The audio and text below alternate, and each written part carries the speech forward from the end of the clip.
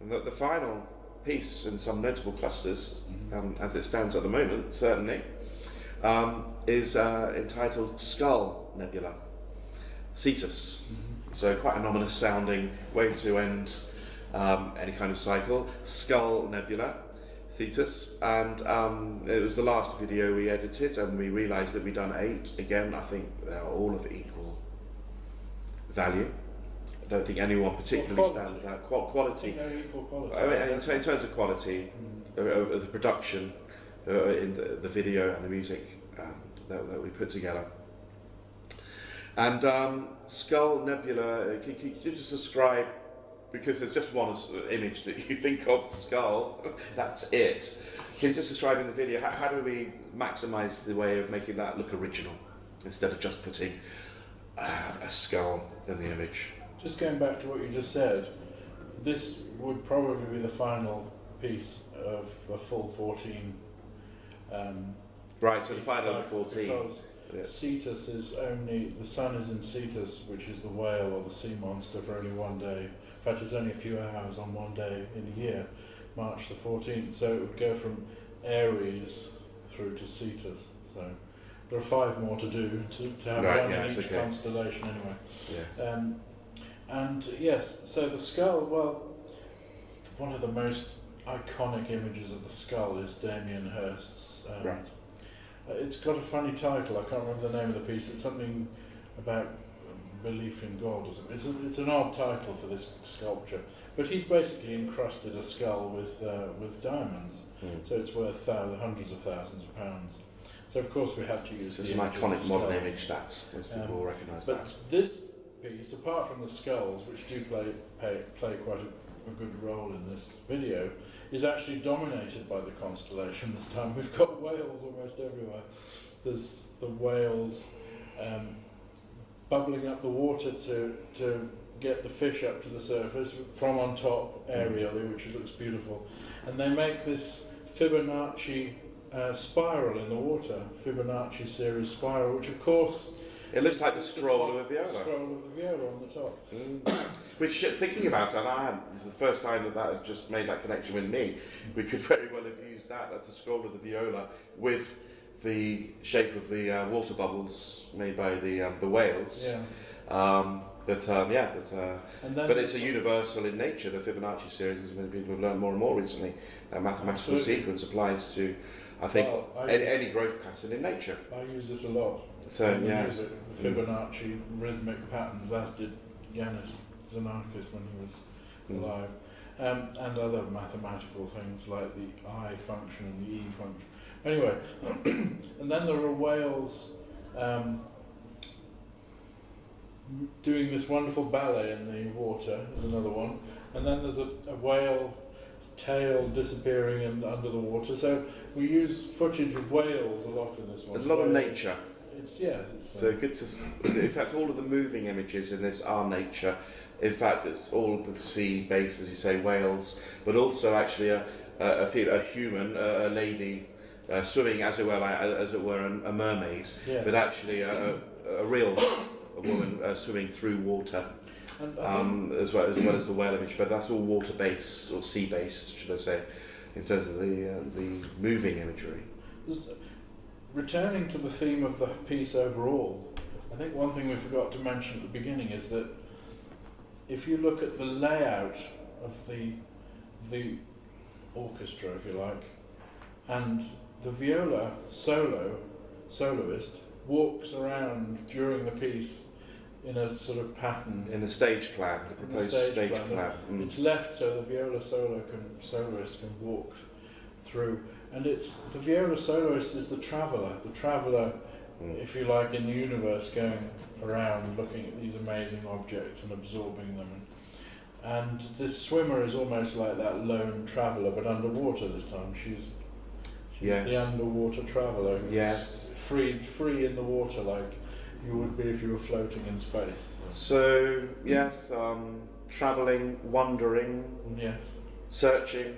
Well, I think of maybe never actually, maybe always knowing that you're never going to find out all of the answers to those big questions, which, as as the famous saying goes, the ultimate answer to the ultimate question, and so on.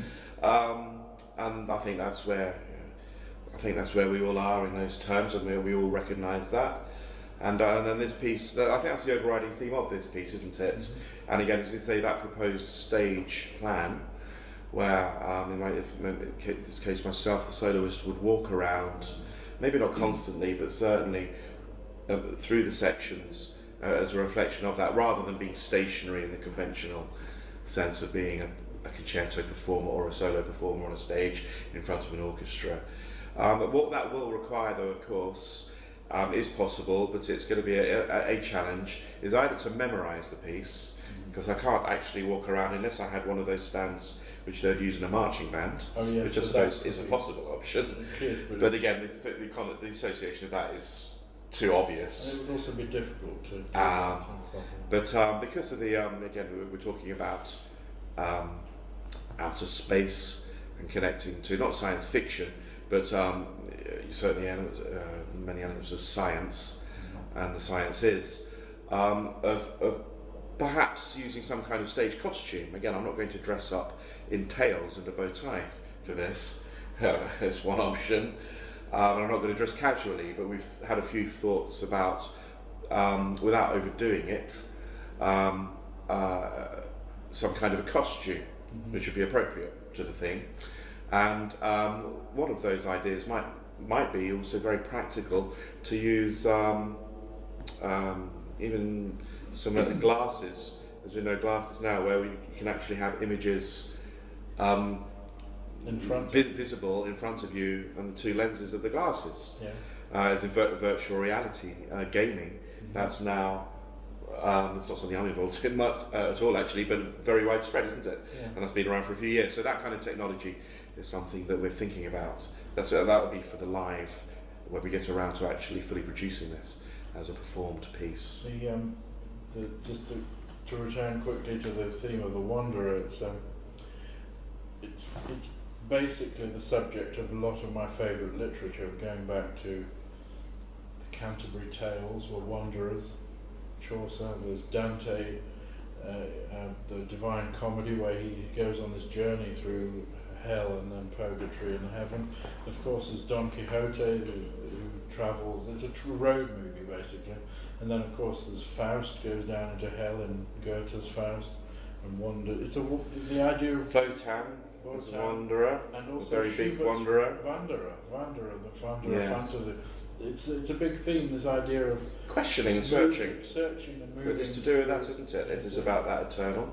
That's what this piece is kind of about. So it's a modern take on that theme, which it's a long-running theme. Contemporary take on So we're also thinking of using holograms, weren't we, in a live performance? If we could, the images from the space on project, or even in a planisphere. That'd be not planisphere. It's called a planetarium. That'd be great, wouldn't it?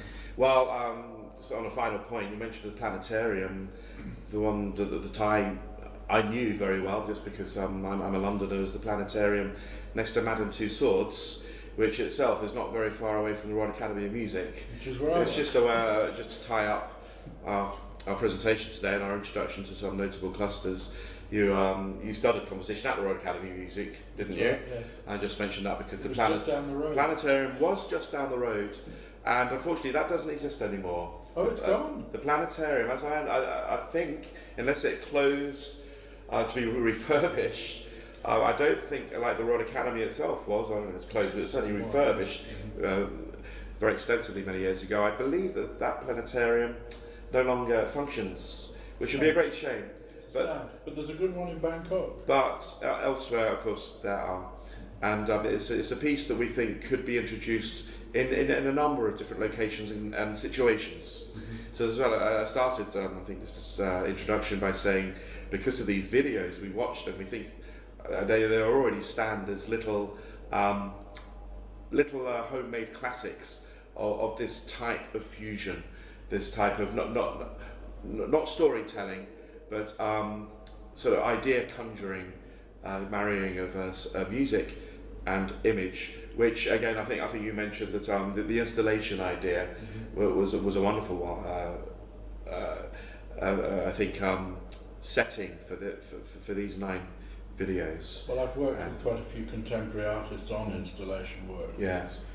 Yes, it's very enjoyable and interesting to do that. But in So- this case, we're the artists as well as the musicians. Yes.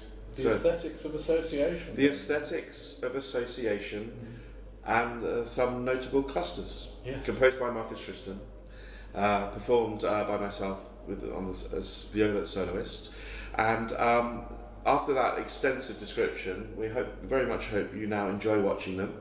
I think they're best watched one after another, not as a symphony, but as a sequence which is as long as a substantial symphony. Yes. So I think in those terms, And wearing headphones is probably better than. and because of the quality of the music and the audio, it is essentially first and foremost a piece of music. The quality of the headphones, sound system that you listen to this on, as with all great music, of course, make all the difference. Absolutely. Yeah. So and there are so many details in the musical writing of Marcus Tristan, very intricate. I mean, I'm fully aware that many details I haven't noticed yet. It's that type of music. It's Well, not. a lot of it also gets lost because I tried to make sure the viola was to the fore. Yes, well, all of this comes into play, as we all know, in all, well, not all, but much, certainly orchestral music, ensemble music, where balance is a never-ending. And in the live performance, that'll be a big challenge, the balance, especially in Virgo, this crushing, warping black hole. But with the right engineer and the right equipment, these things are possible. It'll go swimmingly, as Yeah. they say. We hope you're enjoying some notable clusters, and we'd very much like to hear from anyone who has any comments about them and any feedback. So thank you very much for watching and listening. Okay, and good thank you, night. Marcus. Thank you, Daniel. Good Okay, night. so And Happy New Year. Happy New Year.